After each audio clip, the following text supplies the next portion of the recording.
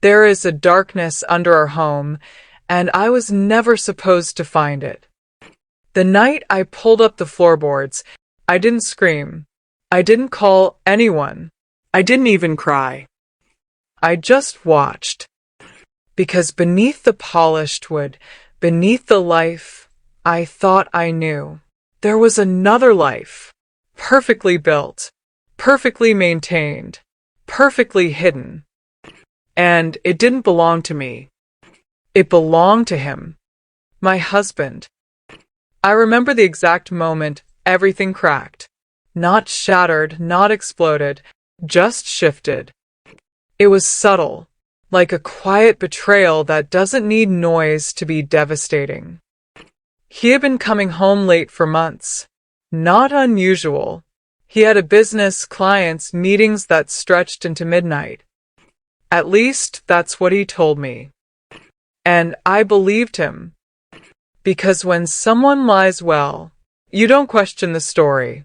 You question yourself. Maybe I'm overthinking. Maybe I'm being insecure. Maybe I'm the problem. That's how control works. It rewrites your instincts until you no longer trust your own mind. But that night, something felt off. Not emotionally, logically. His shoes were clean. And that detail, that tiny, stupid detail, didn't match his story. He said he'd been at a construction site outside the city. Rain, mud, chaos. But his shoes were spotless. Not wiped, not cleaned, untouched. That's when I stopped feeling and started observing. The next morning, I didn't confront him. I didn't ask questions. I made breakfast, smiled, listened. Because confrontation gives people time to prepare. Silence makes them comfortable. And comfortable people make mistakes. 3 days later, I found the first clue. A faint scratch near the base of the hallway wall. Low, hidden. Not something you'd notice unless you were looking for something wrong. I knelt down, ran my fingers across it. It wasn't random. It was repeated. Like something had been moved. Again, and again, and again. That night, I didn't sleep. I waited. Listened to his breathing. Slow, heavy. Until I knew he was gone. Deep enough not to notice. Then I got up. No lights. No noise. Just instinct. I followed the scratch marks. And that's when I saw it. A seam. Not visible, but felt. A section of the floor that didn't sit quite right. I pressed down. Nothing. I pushed harder. Still nothing. Then I noticed the smallest indentation. Like a hidden latch. My heart didn't race. It didn't panic. It went still. Because something inside me already knew this wasn't going to be small. I pressed it. A soft click. And then the floor shifted. Not loudly. Not dramatically. Just enough. Enough to reveal darkness. A staircase. Going down. I stared at it for a long time. Not out of fear. Out of calculation. Because once you go down, you can't pretend you didn't. And I needed to be sure.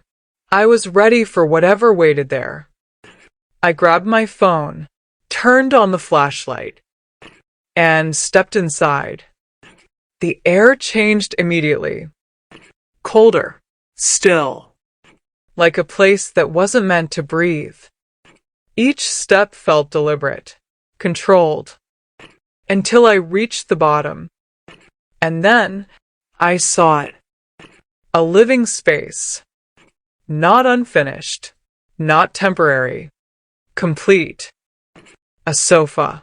a table, photos on the wall, family photos. I moved closer, and that's when my chest tightened for the first time, because the woman in those photos looked like me. Same posture, same style, same smile. But it wasn't me. Her face was placed where mine should have been, meticulously, perfectly, like someone had taken my life and replaced me. I stepped back, slowly, scanning everything. There were toys on the floor, small ones. Children. My throat dried. No. No, no, no. But the evidence was everywhere. Shoes by the door, small jackets hanging neatly, a calendar on the wall. I walked toward it, and that's when the second realization hit. Every marked date, every note, every late meeting, every business trip matched perfectly. Aligned. Planned. This wasn't random. This was a second life, running parallel to mine. Underneath it, hidden, perfect. I didn't collapse. I didn't scream. I analyzed. Because emotion would blur the details, and I needed clarity. I opened a drawer. Inside, documents, receipts, schedules. A second set of everything. 2 lives, 1 man. And suddenly, everything made sense. His calm, his consistency, his ability to never slip.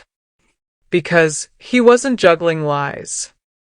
He was living 2 truths, just in different places.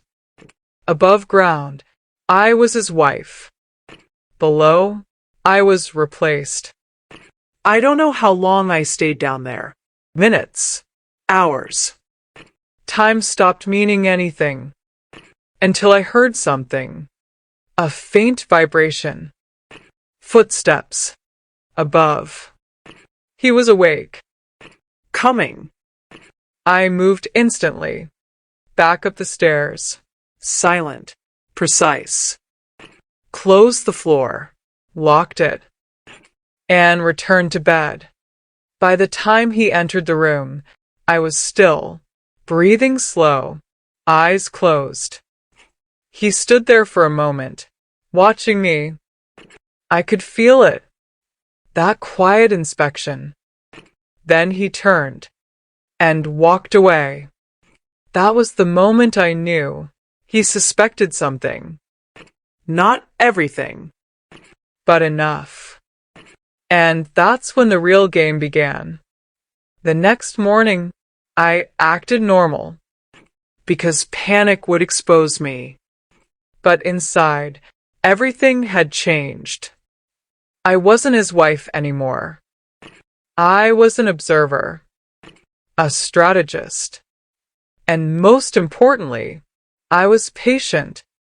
For the next 2 weeks, I said nothing. I watched. Not just him. Everything. Patterns. Timings. He left at the same hour. Returned at the same hour. Too perfect. So I disrupted it. Subtly. One day, I moved his keys slightly. He paused. Noticed. But didn't say anything. Another day, I adjusted the hallway rug. His eyes lingered on it. Again, no reaction. But I saw it. The awareness. The calculation. He was checking for signs. Which meant he knew. And if he knew, then the space below was no longer just a secret. It was a vulnerability. That's when I made my decision. I wouldn't expose him. I wouldn't confront him. I wouldn't run. Because running means leaving the board. And I had no intention of losing this game. Instead, I would erase it. Completely. Silently. Permanently. But first, I needed to understand one thing. How deep did this go? So I went back down. Again. This time, not as a shocked wife, but as a collector. I documented everything. Photos, audio, details. Because information is control, and control is power. But then, I found something I wasn't prepared for. A recording, hidden in a drawer.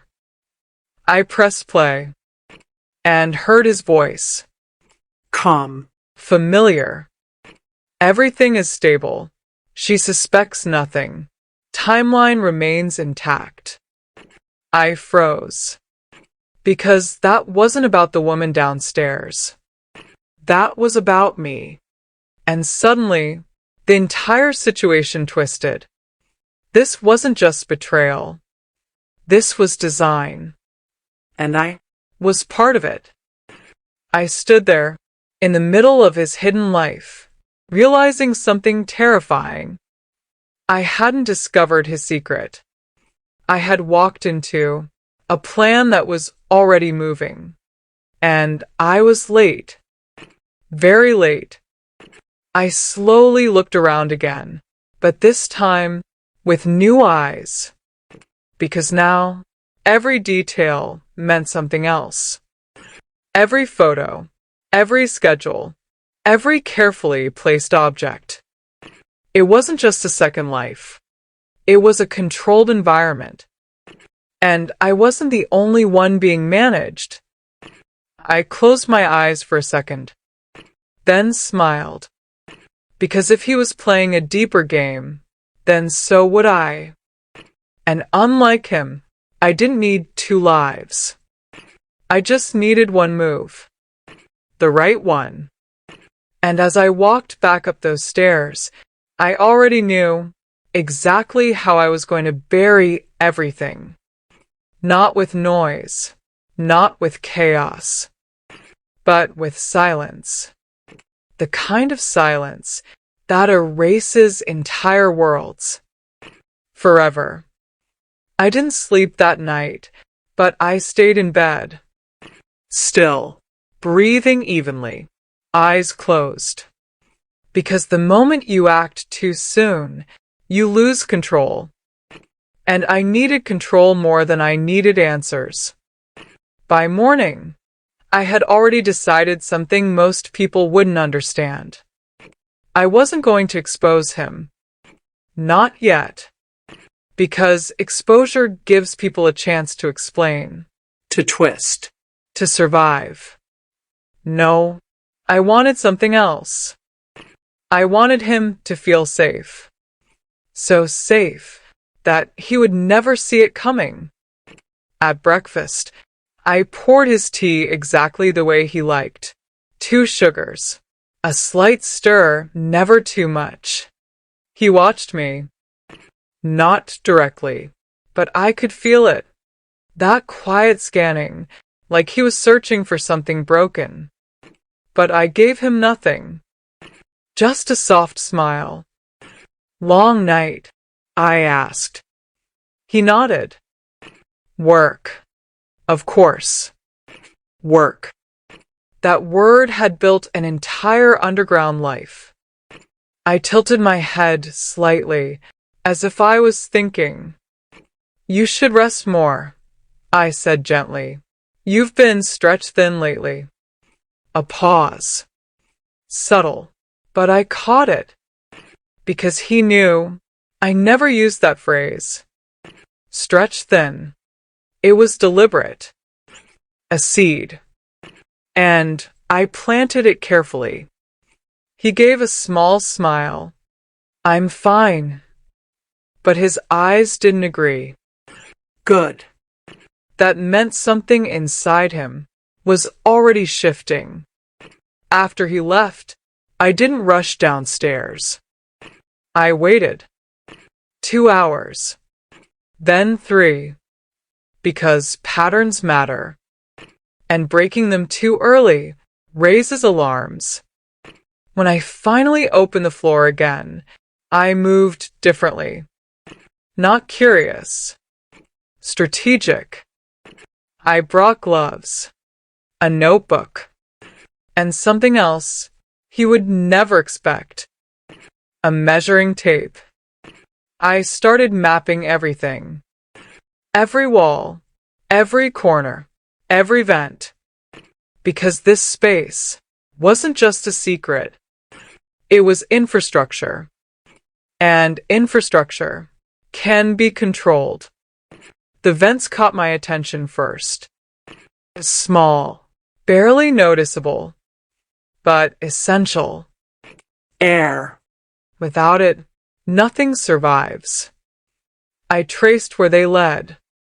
Up, through the walls, into our house. I smiled, because that meant one thing. Everything below depended on everything above. On me. I wrote it down, carefully. Then I moved to the kitchen area downstairs. There were supplies, organized, fresh, rotating stock, which meant he replenished it regularly, which meant there was a system, a routine, and routines are predictable. I checked the fridge, labeled containers, dates, precise. Of course he was precise. Men, like him, don't survive on chaos. They survive on control. And I was about to take that away from him, piece by piece. Then I heard something. Soft. A laugh. I froze. Because I had convinced myself this place was empty during the day. But I was wrong. Very wrong. I turned slowly. And that's when I saw her. Standing in the doorway. The woman from the photos. Alive. Real. Looking at me like I was the intruder. We stared at each other. Seconds stretched. Neither of us spoke. Because both of us were calculating. Then she smiled. Not warmly. Not kindly. Carefully. I was wondering when you'd come down. My pulse didn't spike. But something inside me sharpened. Because that sentence changed everything. She knew. Not just about him. About me. I tilted my head slightly, mirroring her calm. And I was wondering, I replied softly, how long you've been living in my house. Her smile didn't fade. Long enough, she said. Of course.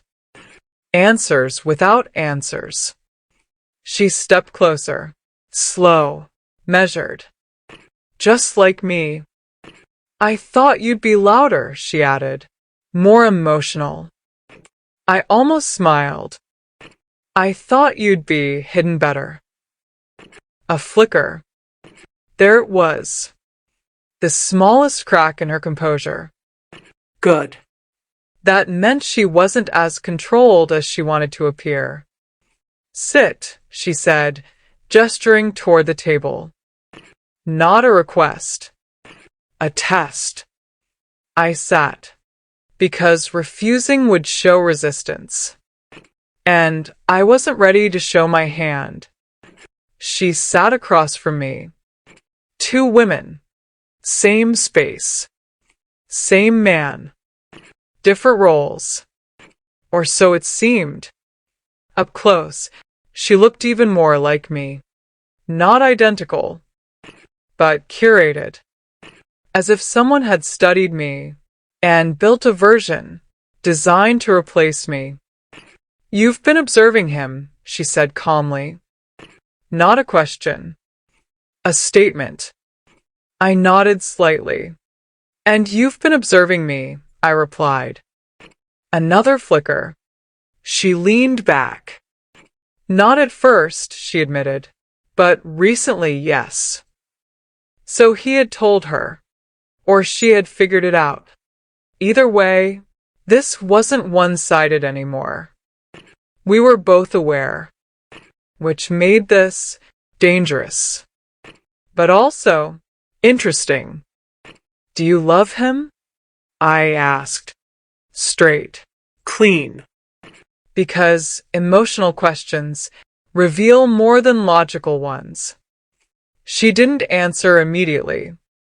Instead, she studied me, as if deciding what version of truth to give. Love, she repeated softly, is a convenient word. I almost laughed. Of course. She wasn't in this for love. Neither was he. So what was she in it for? Security? Money? Control? Or something deeper? You're not here by accident, I said. Her eyes sharpened slightly. Neither are you. Touché. We sat in silence for a moment. Two minds circling each other. Then she said something that shifted everything again. You think you're the original, don't you? I didn't react. But inside, something paused. Because that question wasn't random. It was intentional. What does that mean? I asked calmly. She smiled again. That same careful smile. It means, she said softly, you're asking the wrong questions. And just like that, the ground beneath me shifted again. Because suddenly, this wasn't about a husband with two lives. This was about something else. Something bigger. Something designed. I stood up slowly. Because staying seated meant accepting her frame. And I never accept frames I didn't build. I'll come back, I said. She didn't stop me. Didn't argue. Just watched. Because she knew this wasn't over. Not even close.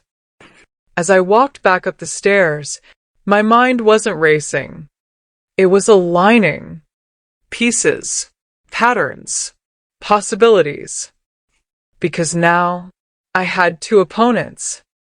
Him and her. But more importantly, I had a question. One that refused to stay quiet. What if I wasn't the only one being replaced? I closed the floor behind me, locked it, and stood there for a long moment, listening to the silence of my own home. But it didn't feel like mine anymore. It felt like a stage. And I was finally starting to see the script. That night, when he came home, I did something different. I hugged him. Tightly. Longer than usual. He froze for half a second. Then relaxed. Missed you, I whispered. A lie. But a necessary one. Because trust is the most effective weapon when it's fake. And as I pulled away, I looked into his eyes and smiled. Because now, I wasn't just reacting to his game. I was rewriting it. Quietly. Precisely. And he had no idea that the woman he thought he controlled had already started planning how to erase everything beneath him. Not just expose it. Not just destroy it. But bury it so completely that it would be like it never existed. And this time, no one would hear it happen.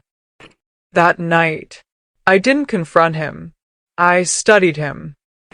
Every movement, every pause, every word that came out of his mouth, and every word that didn't. Because people like him don't reveal truth through what they say. They reveal it through what they avoid. He ate slowly, too slowly, checking his phone between bites. Not messages, timing. His internal clock. He was tracking something. Or someone. I leaned back slightly, watched him with soft eyes, the kind that disarms suspicion. Are you going out again tonight? I asked casually. A simple question, but loaded. He didn't answer immediately. Instead, he wiped his hands, carefully, then looked at me. Why? Deflection. I smiled. Small. No reason. Just thought we could watch something together. Another pause. Micro, but visible. He nodded. I'll stay. There it was. The shift. He changed his routine. For me, which meant one thing. He was trying to control the narrative. Stay close. Observe. Contain. Good. Because that meant he was reacting. And people who react make mistakes. We sat together later that night. TV on. Sound low. Neither of us watching. Just two actors, waiting for the other to slip. Then suddenly, his phone buzzed.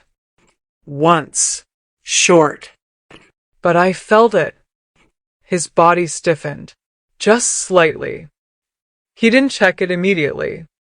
Which told me it wasn't random. It was expected. He waited 10 seconds, then casually reached for it. Unlocked. Read. And in that tiny moment, I saw it. The smallest change in his eyes. Urgency, but controlled. He locked the phone again, placed it down. Too quickly. I need to take a call, he said. Of course. I nodded. Go ahead. He stood up, walked toward the hallway. Not outside. Inside. Closer to the floor. My pulse didn't rise, but my mind sharpened. Because now, everything was aligning. He wasn't just visiting that place. He was maintaining it. Actively. And tonight, something had changed. I waited exactly 30 seconds. Then I stood up. Silent. Followed his path. Stopped just before the hallway. And listened. A faint sound. Not his voice. Another one. Her. Muffled, but clear enough. She was here. My breath slowed. He responded. Low. Sharp. Are you sure? A pause. Yes. Silence. Heavy. Then his voice again. Don't panic. Of course. Control.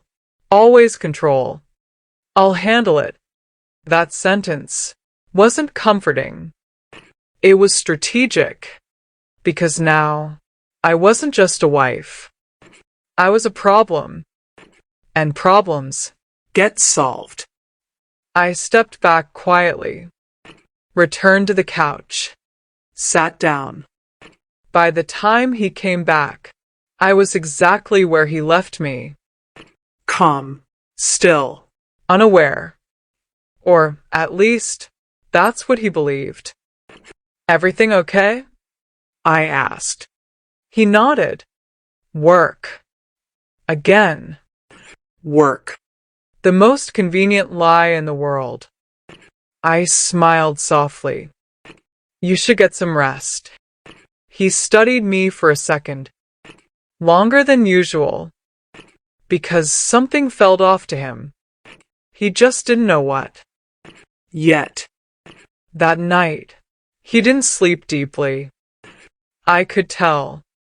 His breathing was uneven, interrupted, because now he was thinking, calculating, trying to adjust. And while he was doing that, I was already 3 steps ahead. The next morning, I made my move. Not downstairs. Above.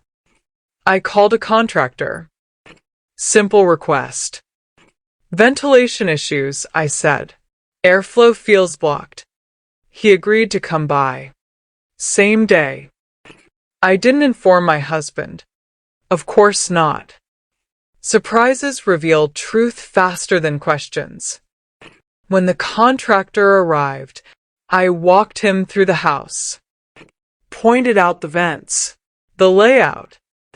He examined everything, then said something that confirmed everything I needed. This system is unusual. I tilted my head. How so? He frowned slightly. It's been modified. Of course it has. To direct airflow downward. There it was. Proof. Not emotional. Not assumptive. Structural. Can it be adjusted? I asked calmly. He nodded. Yes, but it'll take some work. I smiled. Do it. No hesitation. No discussion. Because this wasn't about fixing a house. This was about controlling an environment. He started that afternoon. Tools, noise, movement. All of it unexpected. By evening, my husband came home. And the moment he stepped inside, he felt it. The disruption. What's going on? He asked. I turned toward him. Calm. Ventilation issue. His eyes flicked toward the hallway. Then back to me. And you called someone? I nodded. Of course. A pause. Longer this time. Because now, he was calculating faster. Trying to assess what had been exposed. How long will it take? He asked. Couple of days, I said. His jaw tightened. Just slightly. There it was again. The crack. Because 2 days meant access. Noise. Unpredictability. Everything his hidden world couldn't handle. That night, he didn't pretend. He stayed close. Watched everything. Even followed the contractor once. Subtle. But not enough. Because I was watching him, watching them. And every second, his control was slipping. The next day, I escalated. Quietly. I adjusted the contractor's instructions. Seal unnecessary vents, I said. Redirect airflow. He nodded. Didn't question it. Because to him, this was just work. But to me, this was something else. I was slowly cutting off oxygen. Not just physically, psychologically. Because down there, they would feel it. The change. The discomfort. The pressure. And pressure forces decisions. That evening, I went downstairs again. She was waiting. Of course she was. You're changing the system, she said. Not a question. An accusation. I walked in calmly. You noticed. Her eyes were sharper now. Less composed. Why? She asked. I tilted my head slightly. Because I can. Silence. Heavy. Then she stepped closer. You think this will stop anything? She said.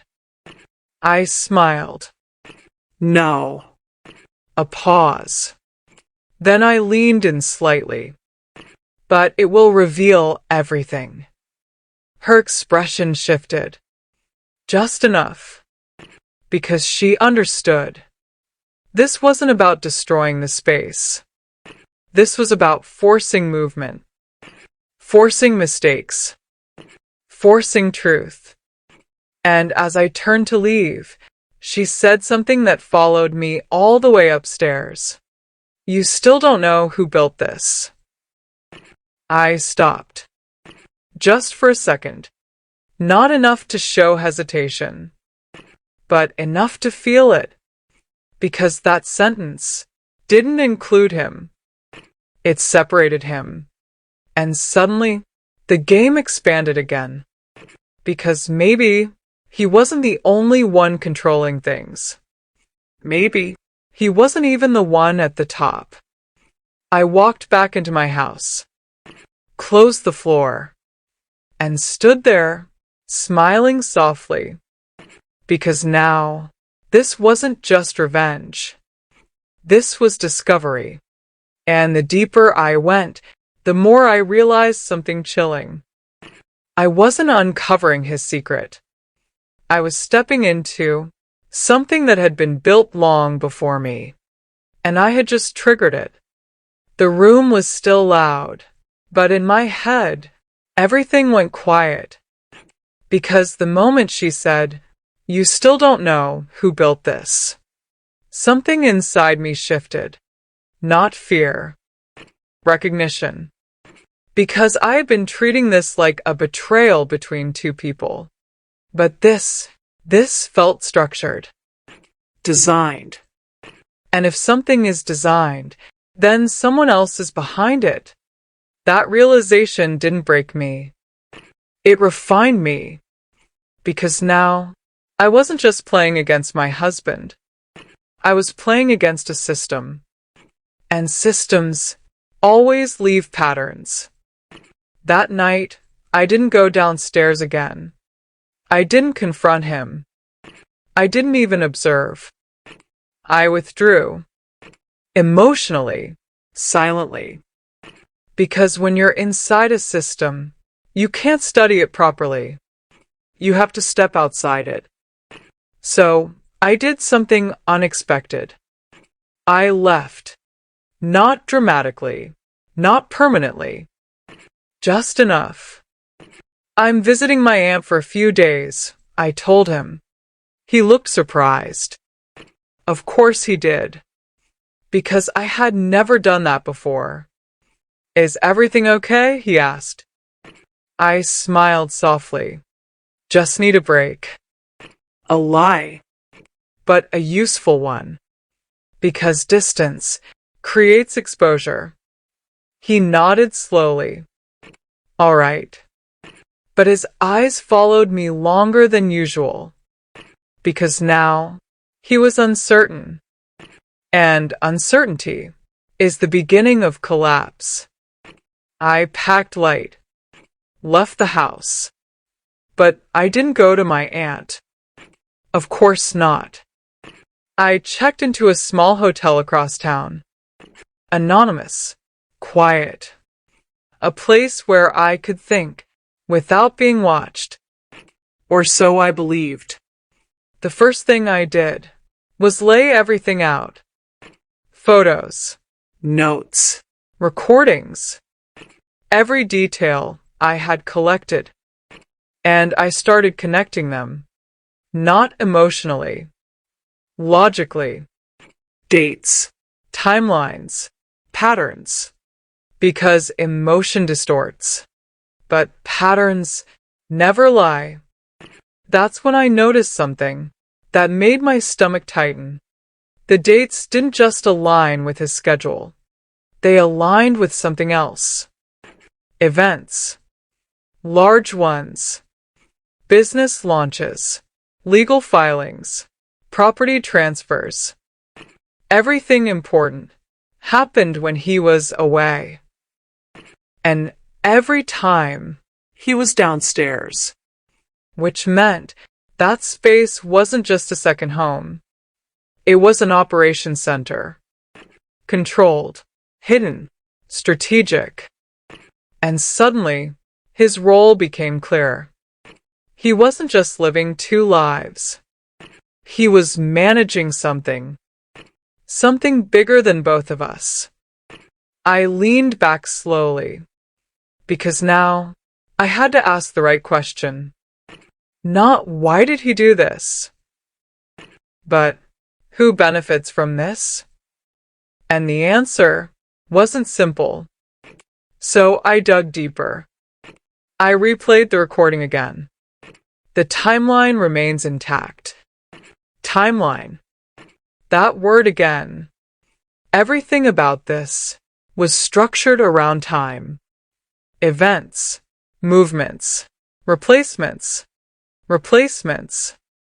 That word echoed. And suddenly, her voice came back to me. You think you're the original, don't you? My fingers tightened slightly. Because that wasn't a random psychological move. That was knowledge. And if she knew that, then there was a possibility I hadn't considered. What if this wasn't the first time? What if I wasn't the first version? I stood up, started pacing slowly. Because now, this wasn't just about betrayal. This was about identity.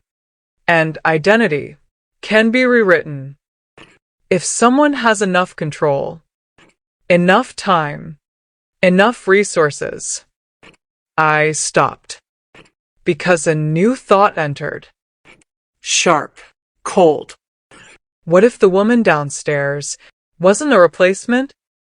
What if I was? The silence in that room felt heavier than anything I had experienced before. Because for the first time, I wasn't certain of my own position in the story. And uncertainty is dangerous, but also powerful, because it forces you to question everything. And questioning everything leads to truth. That's when I made my next move. Not emotional. Strategic. I needed external confirmation. Something outside of him. Outside of her. Something neutral. So I accessed our financial records. Not the ones he showed me. The deeper ones. The ones people forget. Can be traced. Accounts. Transactions. Ownership histories. And that's when I found it. A name. Not his. Not mine. But connected to everything. Properties. Transfers. Legal documents. The same name over and over again. Quietly embedded beneath everything we owned. I stared at it. Because this was the root. The person who built the system. The one she was talking about. And just as I was about to dig deeper, my phone buzzed. Unknown number. I didn't hesitate. I answered. Silence. Then a voice. Calm. Measured. You left the house. My body didn't react. But my mind locked in. Because that wasn't a question. It was confirmation. I needed space, I said evenly. A pause. Then, you've seen it. Not what did you see? You've seen it. I smiled slightly. Because whoever this was, they weren't guessing. They knew. Yes, I replied. Another pause. Longer. Heavier. Then the voice said something that changed everything. You weren't supposed to find it yet. Yet. That word cut deeper than anything else. Because it meant this was all part of a timeline, a plan, and I had disrupted it. I leaned back slowly.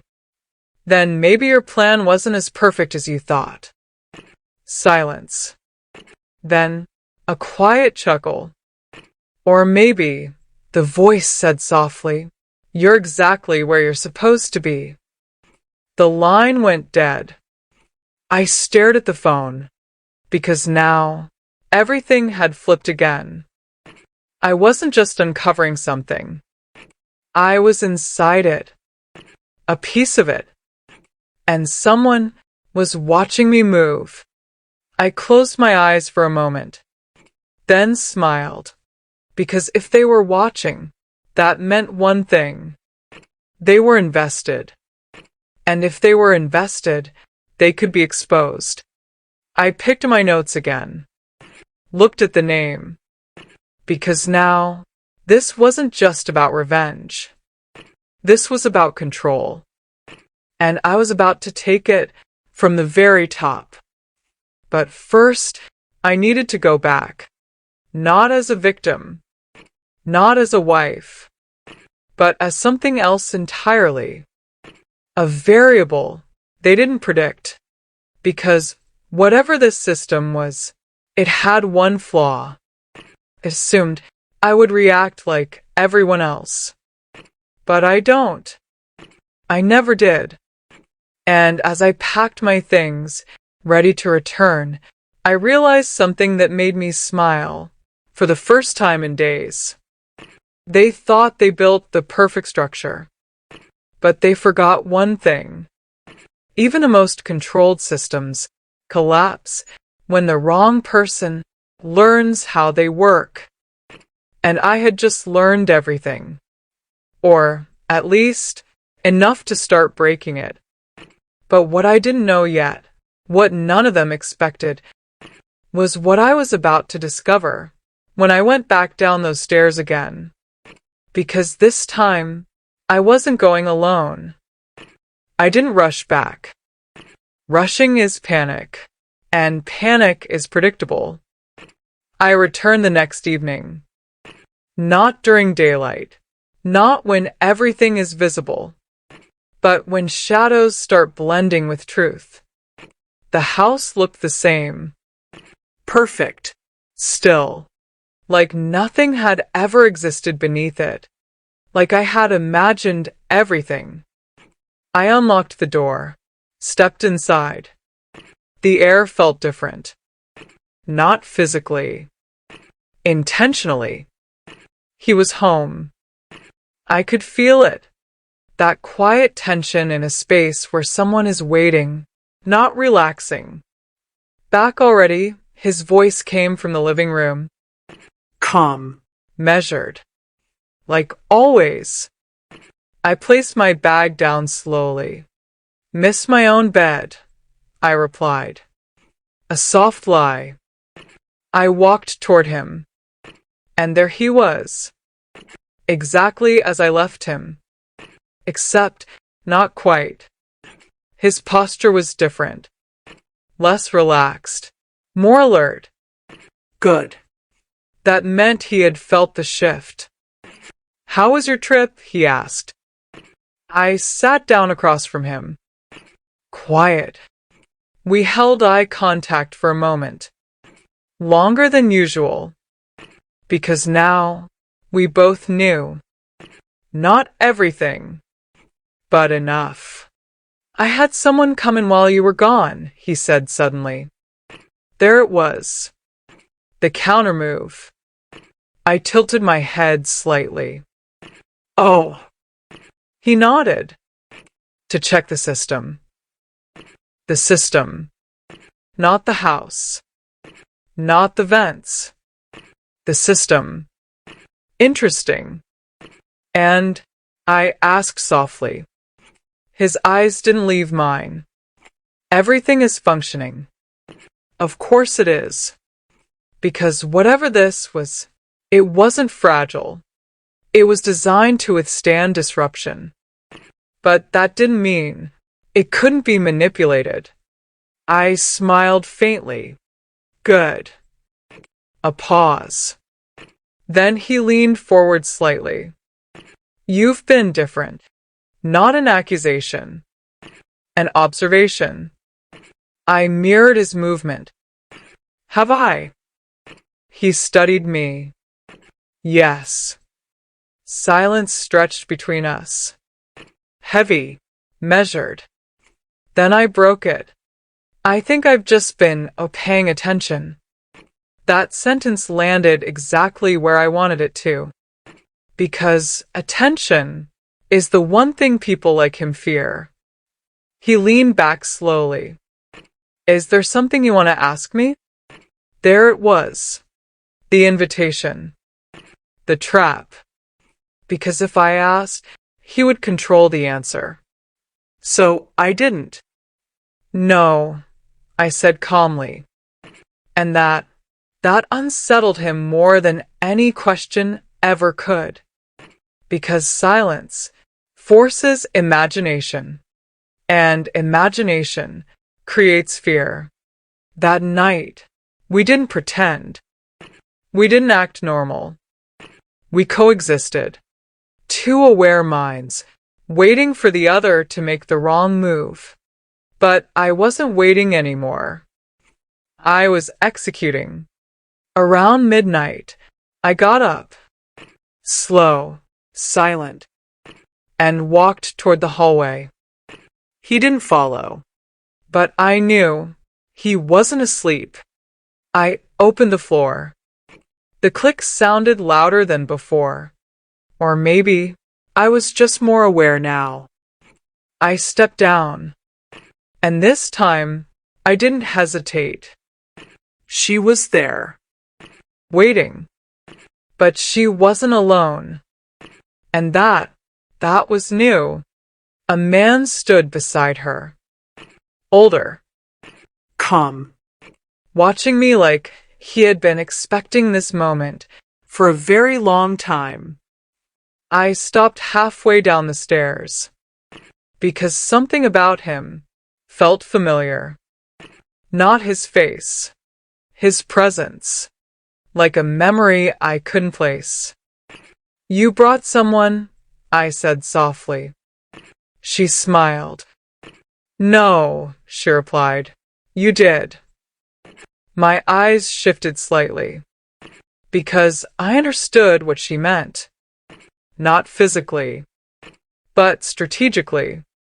My actions had triggered this. And now he was here. The man stepped forward. Come down, he said calmly. Not a command. A certainty. I walked the rest of the way.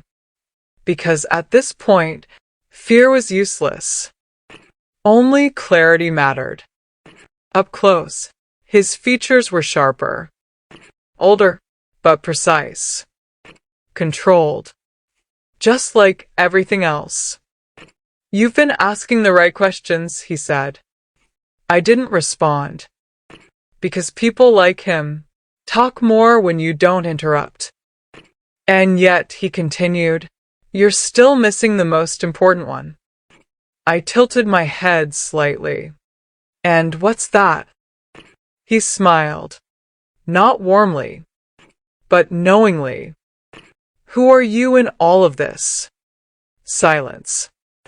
Because that question wasn't philosophical. It was literal. I'm his wife, I said calmly. The woman beside him almost laughed.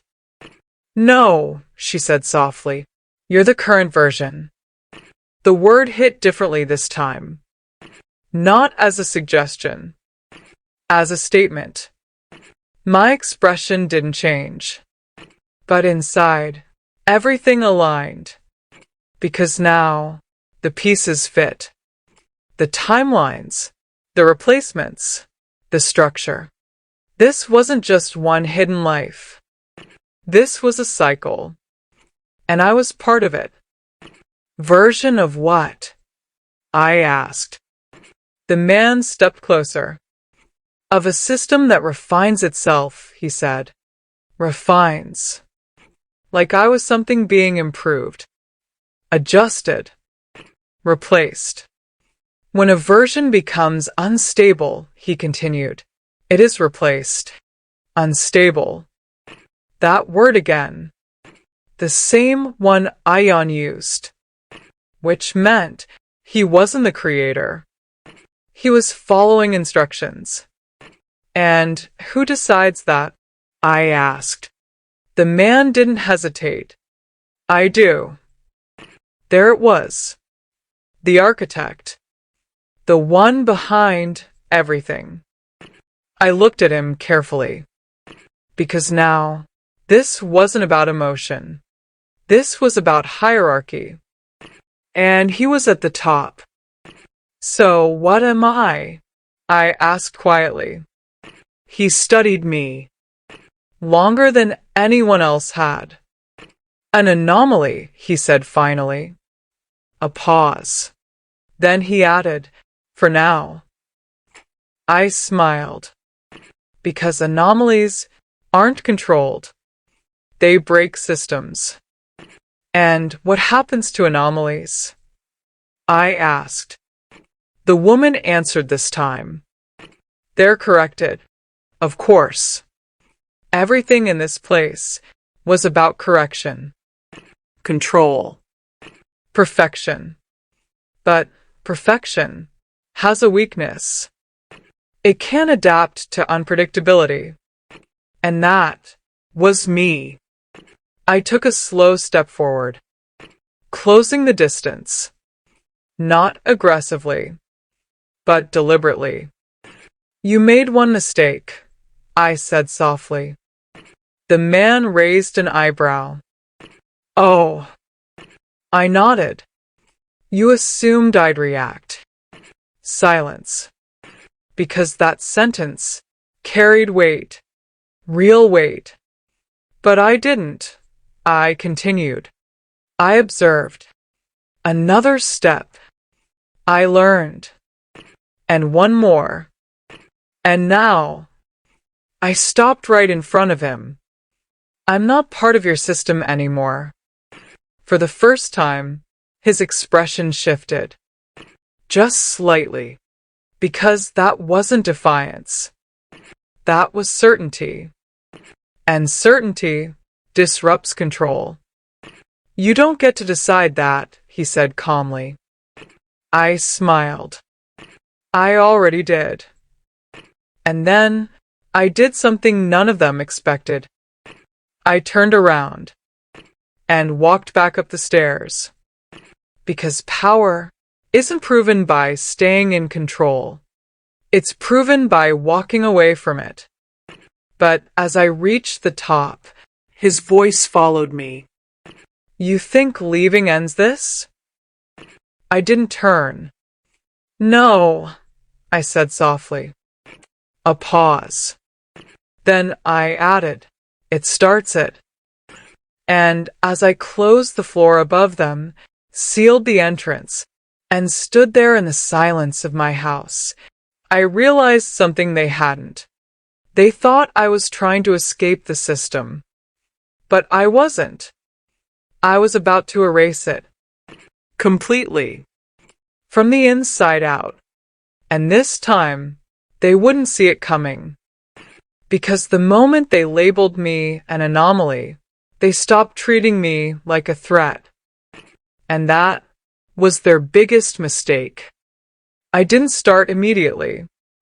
Destruction is loud when it's rushed. But silence requires timing. For 2 days, I did nothing. At least, that's what it looked like. I cooked, cleaned, sat in the same chair every evening, answered his questions with soft, predictable words. Because predictability lowers defenses. And I needed him comfortable. I needed him to believe I had accepted my place, that I had folded into their system, that I was manageable. On the third night, he slept deeply. Too deeply. Because I made sure of it. Chamomile tea, A slightly higher dose than usual. Nothing dangerous. Just enough to slow his awareness, to soften his control. I watched him for a while, because this was the last moment he would ever feel certain of his world. Then I stood up and walked toward the hallway. No hesitation, no pause, just purpose. The floor opened beneath my fingers, like it had been waiting for me. I stepped down, and the air hit differently this time. Heavier, because they knew not what I was about to do, but that something had shifted. She was there, alone, but not calm anymore. "You came back," she said. I smiled slightly. "Of course." A pause. Then she narrowed her eyes. "You shouldn't have." I tilted my head. "And yet here I am." She stepped closer. "You don't understand what you're doing." I almost laughed. Because that line, that exact line, is what people say when they've lost control. "I understand enough," I said quietly. And then I walked past her. Not toward her. Toward the vents. Her voice sharpened. "What are you doing?" I didn't answer. Because explanation gives time. And I wasn't giving anyone time anymore. I reached into my bag, pulled out the tools. Simple ones. Nothing dramatic. Because real control doesn't look dangerous. It looks ordinary. I knelt down and started sealing the first vent. Her footsteps echoed behind me. "Fast now." "You can't do that," she said. I continued. Slow, precise, layer by layer. Because panic creates mistakes, and I wasn't making any. "Stop," she snapped. "Closer now." Almost within reach. But she didn't touch me. Interesting. Because that meant she wasn't allowed to. Or she knew touching me would break something bigger. Either way, it confirmed what I needed. This system had rules. And rules can be exploited. The first vent sealed. I stood, moved to the second. Her breathing was heavier now. "You think this will end it?" she said. I paused, just slightly, then looked at her. "No," I said softly. "It will expose it." Her expression cracked. Because she understood. Air isn't just survival. It's dependency. And dependency reveals structure. I sealed the second vent. Then the third. Each one slower than the last. Because I wanted her to feel it. The shift. The loss of control. "You're making a mistake," she whispered. I turned toward her fully now. "No," I said. "I'm correcting one." Silence. Heavy. Then something unexpected happened. She smiled. Not out of confidence. Out of realization. "You think this hurts us," she said quietly. A pause. Then she added, "But it hurts you more." That sentence hung in the air because it wasn't a threat. It was a truth. And for a second, just a second, I let myself consider it. What if she was right? What if everything below was connected to everything above in ways I didn't fully understand? What if cutting them off cut me off too? But then I remembered something. The architect's words. An anomaly. They had already decided I didn't belong in their system, which meant I had nothing to lose inside it. I smiled, then turned away, and sealed the final vent. The air shifted almost instantly. Subtle, but real. And with it, the balance changed. For the first time, this space wasn't controlled by them. It was controlled by me. I walked toward the stairs, calm, unhurried, because the most powerful moves don't need to be rushed. "You're going to regret this," she said behind me. I stopped at the first step, looked back. "No," I replied softly. "You are." And then I went up, closed the floor, locked it, and stood there in complete silence, listening, not for sound, for absence. Because absence is louder than anything else. Upstairs, everything felt the same, but I knew it wasn't. Because beneath me, a system was starting to fail. Not explode, not collapse loudly, just weaken. And weakness spreads. I walked back to the bedroom. He was still asleep, unaware, peaceful. I sat beside him, watched his face, because this was the last moment he would ever be in control. And I wanted to remember it. The calm before everything shifted. I leaned closer and whispered, just loud enough for myself to hear, "You built something perfect." A pause. Then a soft smile. "But you forgot to account for me." I laid back, closed my eyes, and for the first time in days, I slept deep. Because the hardest part was done.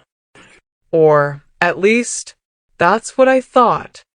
But sometime in the middle of the night, I woke up. Not from a sound, from a feeling. Something was wrong. Very wrong. The air in the room felt different. Thinner. Heavier. I sat up slowly, looked around, and that's when I realized something that made my chest tighten. The vents upstairs weren't working either. I stood up, walked to one. Nothing. No airflow. At all. And suddenly, her words came back. "This hurts you more." My breath slowed. Because now, I understood. This system wasn't separated. It was shared. And by cutting them off, I had cut myself off too. But then, another realization hit. Even colder. Even sharper. If I was feeling it up here, then something much worse was already happening down there. And for the first time, not fear, but anticipation ran through me. Because this was the moment everything would reveal itself. One way or another. I stood there in the middle of my bedroom, feeling the air thin around me. And for the first time since this began, I smiled. Not because it was safe, but because it was working. Slowly, quietly, exactly the way I planned. Most people panic when things start collapsing. They run, they scream, they try to fix it.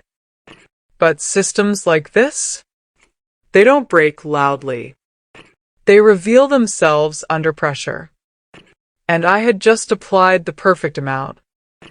I walked back into the hallway. Each step measured. Because now, every second mattered. Not emotionally. Strategically. I knelt near the floor panel, placed my hand over it, and listened. Nothing. No voices. No movement. Just stillness. And that stillness told me more than any sound ever could.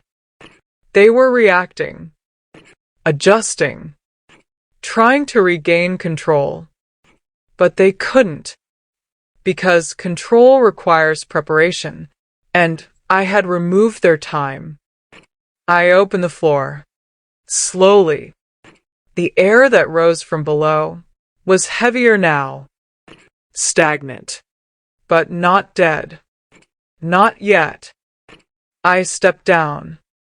This time, not as a visitor, not as a participant, but as the one holding the outcome. She was there, but different, not composed, not calculated, just aware. You did this, she said quietly.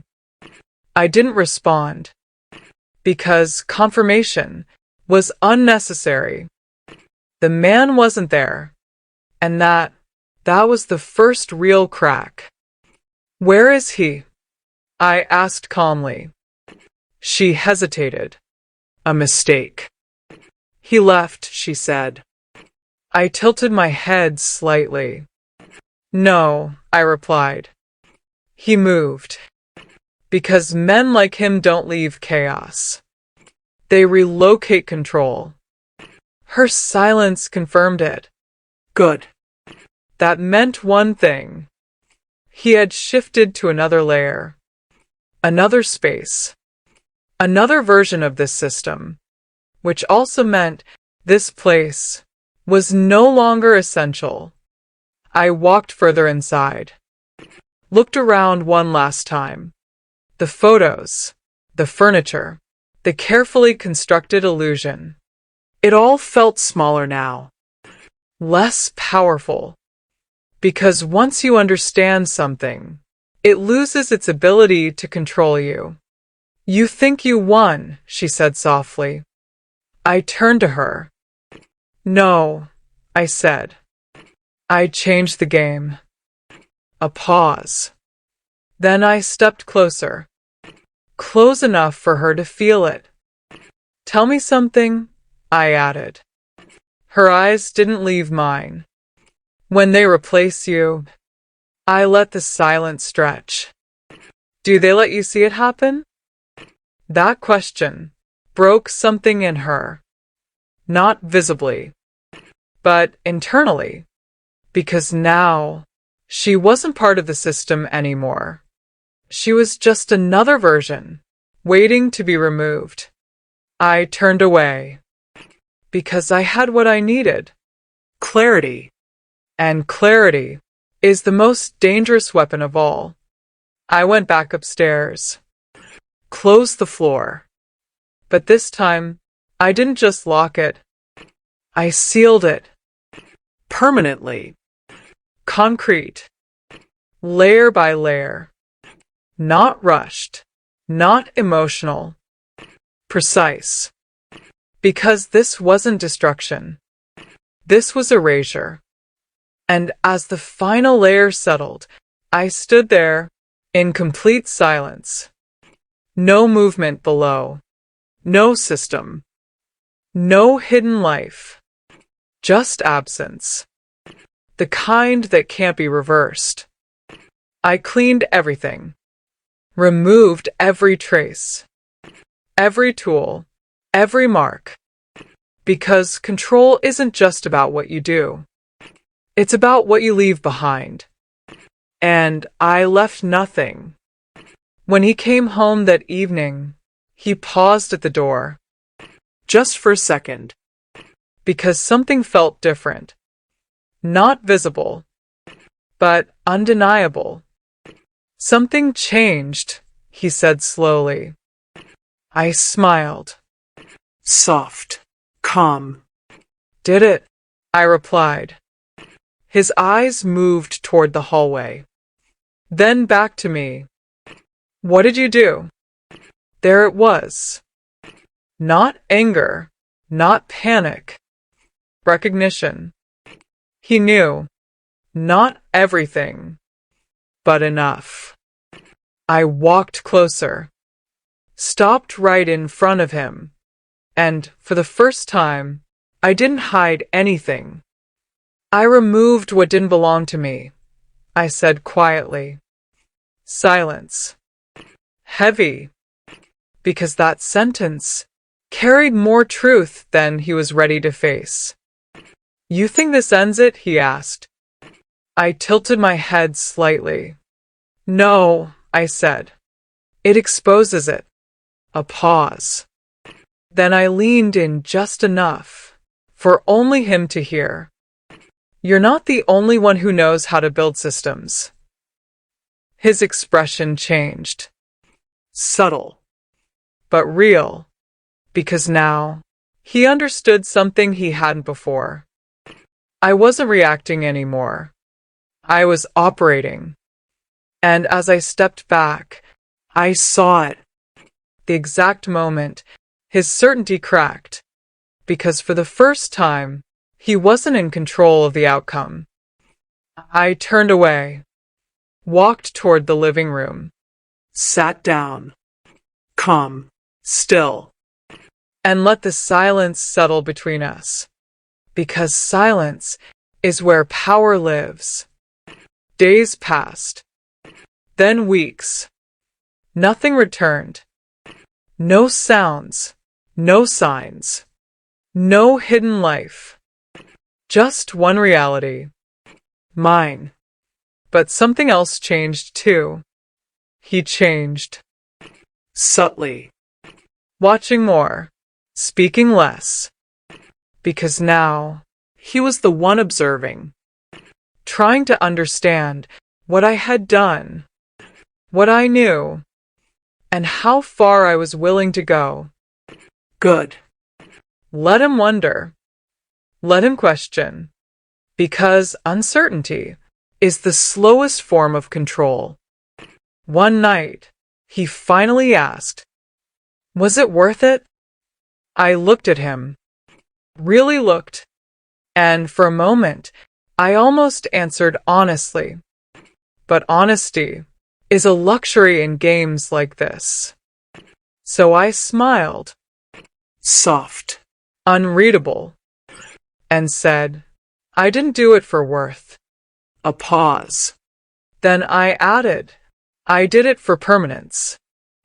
He didn't respond, because he understood. Some things, once buried, don't come back. Ever. And as I sat there, in the quiet life he thought he controlled, I realized something that made everything feel complete. He still didn't know the truth. Not the real one. Because what I buried wasn't just his secret life. It was the only place where the system could observe me without limits. And now, they couldn't see me anymore. But I could still see them. Every move, every pattern, every hidden connection. Because before I sealed it, I took everything I needed. Names, access, structure. The entire system, now mapped inside my mind. And this time, I wasn't part of it. I was above it. Watching. Waiting. Because erasing one layer was never the end. It was just the beginning. And somewhere out there, the man who built all of this was about to realize something. Far too late. He didn't lose a version. He created something worse. Me.